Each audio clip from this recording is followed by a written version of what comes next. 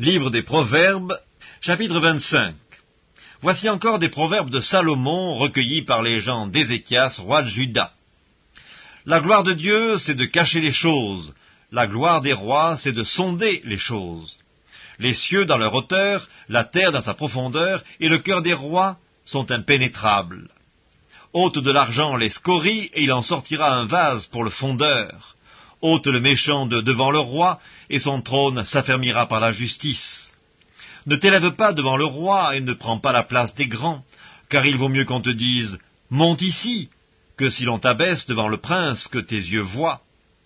Ne te hâte pas d'entrer en contestation, de peur qu'à la fin tu ne saches que faire, lorsque ton prochain t'aura outragé. Défends ta cause contre ton prochain, mais ne révèle pas le secret d'un autre, de peur qu'en l'apprenant, il ne te couvre de honte, et que ta mauvaise renommée ne s'efface pas. Comme des pommes d'or sur des ciselures d'argent, ainsi est une parole dite à propos. Comme un anneau d'or et une parure d'or fin, ainsi pour une oreille docile est le sage qui réprimande.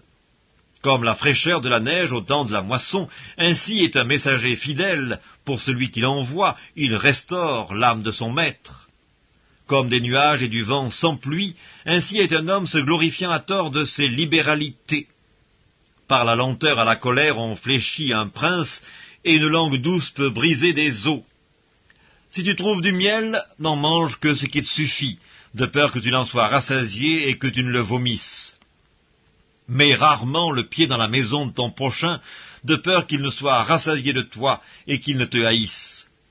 Comme une massue, une épée et une flèche aiguë, ainsi est un homme qui porte un faux témoignage contre son prochain. Comme une dent cassée et un pied qui chancelle, ainsi est la confiance en un perfide au jour de la détresse. Ôter son vêtement dans un jour froid, répandre du vinaigre sur du nitre, c'est dire des chansons à un cœur attristé. Si ton ennemi a faim, donne-lui du pain à manger. S'il a soif, donne-lui de l'eau à boire, car ce sont des charbons ardents que tu amasses sur sa tête, et l'Éternel te récompensera. Le vent du nord enfante la pluie, et la langue mystérieuse un visage irrité. Mieux vaut habiter à l'angle d'un toit que de partager la demeure d'une femme querelleuse. Comme de l'eau fraîche pour une personne fatiguée, ainsi est une bonne nouvelle venant d'une terre lointaine. Comme une fontaine troublée et une source corrompue, ainsi est le juste qui chancelle devant le méchant. Il n'est pas bon de manger beaucoup de miel, mais rechercher la gloire des autres est un honneur. Comme une ville forcée et sans muraille, ainsi est l'homme qui n'est pas maître de lui-même.